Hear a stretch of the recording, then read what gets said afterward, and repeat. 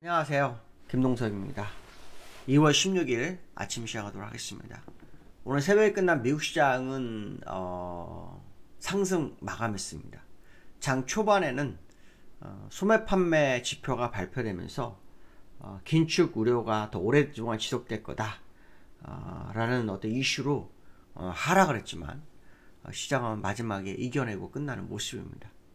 요 근래 지표들이 나오면 그 지표들은 전부 긴축 우려를 강화시키는 그런 내용들이었었는데요.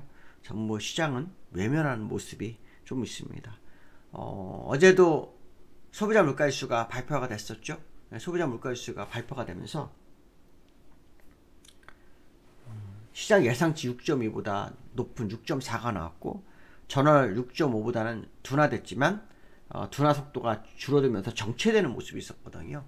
그래서 결국 금리 인상을 조기에 마무리하는 상황을 좀 더 어렵게 하는 그런 모습이기도 하죠. 오늘 소매 판매도 마찬가지죠. 미국의 어떤 지표 중에 소비에 대한 부분이 굉장히 차지하는 비중이 큰데요. 이 소매 판매는 그 소비의 하나잖아요. 소비가 계속 유지되고 있다라는 거, 그것은 결국 연착륙 가능성 뭐 이런 것도 생각할 수 있지만 금리 인상을 지속적으로 더 해야 될 수밖에 없는 상황이 연출되는 거 아니냐, 이런 분위기가 형성될 수 있거든요.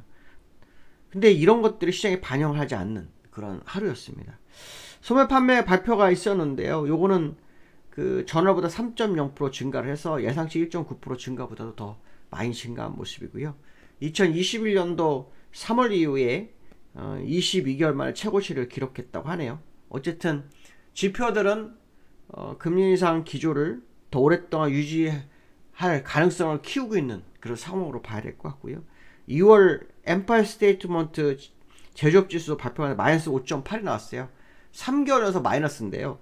전월이 마이너스 32.1 정도 됐으니까 약 27.1 정도를 줄인 거거든요. 그러니까 많이 줄인 거죠.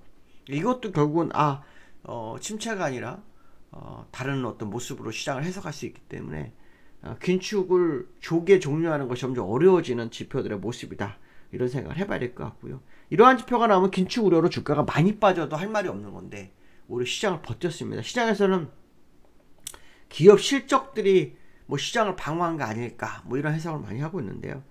그 에어비앤비라는 회사가 있는데요. 4분기 매출과 순이익이 예상치를 상회를 하는데 첫 연간 흑자를 기록했다고 합니다. 이게 13%를 오르면서 뭐 시장을 좀 이끌어주는 그런 상황의 모습이 좀 있었고요.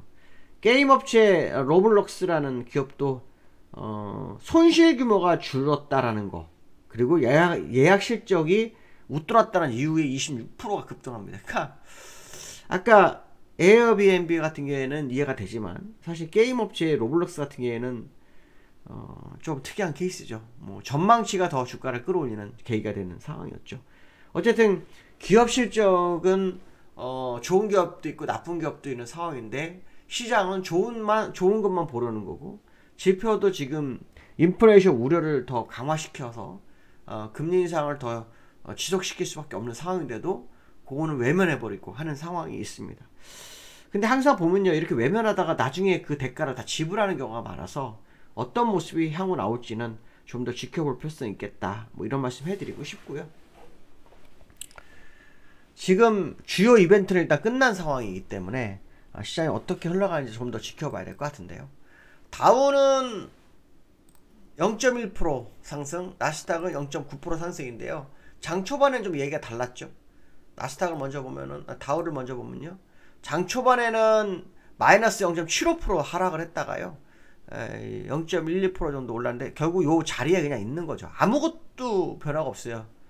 거의 한 달, 보름 정도, 여기까지 하면 거의 한 달에 가까운 정도로 횡보라는 그런 모습이 좀 있는 다우의 모습이다, 이렇게 보시면 될 거예요. 나스닥도 지금 여기서 어저께 장중에 마이너스 0.7% 빠졌다가 0.9% 올라서 끝났거든요. 그래서 지금 시장의 모습은 참 특이한 케이스다, 이런 생각을 해볼 수 있겠죠. 어쨌든 조금 더 시간이 필요한 상황이긴 한데 중요한 것은 뭐냐면 악재를 악재로 인정하지 않는 모습은 현재 계속 나오고 있는 거죠. 근데 항상 보면 그 악재가 현재 반영이 안 되더라도요, 나중에 반영될 때 그게 더 무섭죠.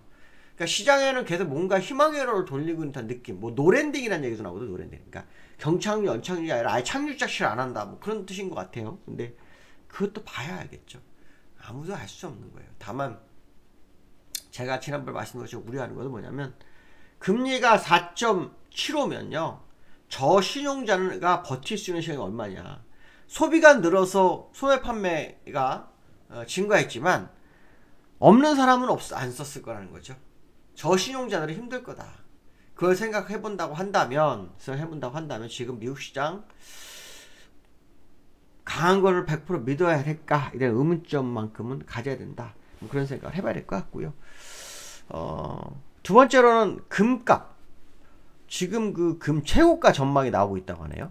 금 최고가 전망이 나오고 있다는데, 근데 사실은 그 금에 대해서 저는 지난번에 벌써 한번 제가 얘기를 했어요. 근데 금을 얘기할 수밖에 없는 이유가 지금 금값은 지금 밀렸네요. 그렇죠? 근데 최고가 전망이 나오네. 지난번 1975분 밀렸거든요. 근데 월봉을 보면 사실은 뭐 정고점에 대한 뭐 우려 뭐 이런 정도의 음봉이 나온 상태이긴 하네요. 근데 금값에 대한 전망은 상당히 좋게 나오는 상황이다. 이렇게 보시면 될 것 같고, 우리나라 한국은행에서도 금 보유량을 늘려야 할 거다라는 얘기를 좀 많이 나오고 있는 상황인데요. 금값이 사실은 인플레이션 영향을 받았다면 금값은 지금 가격에 있어서는 안 되는 거예요. 인플레이션 영향이 있는 상태였다면 금값은 많이 올라갔어야 했는데 그 자리를 비트코인이 대체하고 있는 상황이었죠.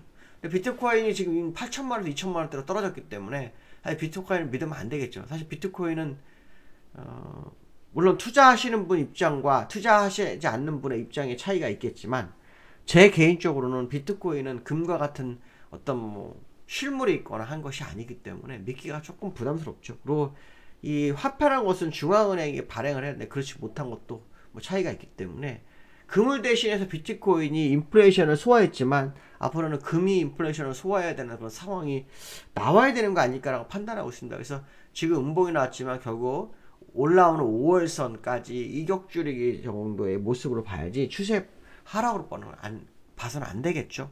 특히 중앙은행이 산 후 한산 이 금은요 거의 굉장히 많이 갔었습니다. 지금이 중앙은행이 매집을 한 상태에서 움직인 거기 때문에 지금 금값의 눌림은 중요하지 않을 것 같다 생각이 좀 듭니다. 그래서 저는 금값의 목표치가 상당히 높을 거다라는 생각을 한번 하고 있다 이렇게 말씀드리고 싶고요. 금값이 높아진다는 것, 높아질 계획인데 것은 위험자산이 위험해진다라는 뭐 이런 해석도 될 수 있잖아요. 그래서 금값에 한번 관심을 가질 필요성이 있겠다 이렇게 보시면 될 것 같고요. 코스피가 외국인과 기관이 매도로 급락했어요 어저께. 이건 상당히 의미가 커요. 왜냐하면 일단 쌍끌이 매도라는 거 중요하고요.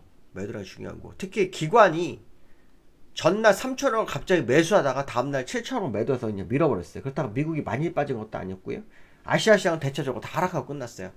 이런 모습을 본다고 한다면 지금 시장에 수급의 변화가 들어온 게 아닐까라는 해석도 됩니다. 그래서 외국인이 매수하다가 매도를 하는 이 모습, 기관이 매수를 하루 했다가 바로 매도를 돌려세우는 것은 단기적인 움직임을 위한 어떤 트레이딩하고 좀 거리가 먼 상황이 아닐까, 약간의 방향성을 제시하는 과정으로 좀 접근해보는 게 특히 좋겠고요. 환율이 여기에서 1284원대에서 끝났어요. 그래서 전일 종가보다 높아진 상황, 그러니까 환율이 전일 종가보다 높아진 상황이 발생했죠. 그 얘기는 무슨 말이냐면 우리나라 시장은 미국과 조금 다른 흐름이 있을 수 있지 않을까라는 생각이 들어요. 어디가 환율이 1284원, 82원에 끝나는데 미국 시장에서 85원대, 87원까지 갔다가 84원에 끝난 것으로 보면 환율 상승이 시장에 미치는 영향, 이런 쪽으로 좀 시장을 좀 보는 게 더 현명하지 않을까. 특히 오늘 위클리 만기죠. 위클리 만기는 외부적인 요소가 시장에 반영이 매우 제한된다, 그런 표현을 제가 많이 써드렸었는데 오늘도 아마 그 상황을 한번 연출하지 않을까라는 생각을 해봐야 될 것 같습니다. 오늘 여기까지 하겠습니다. 감사합니다.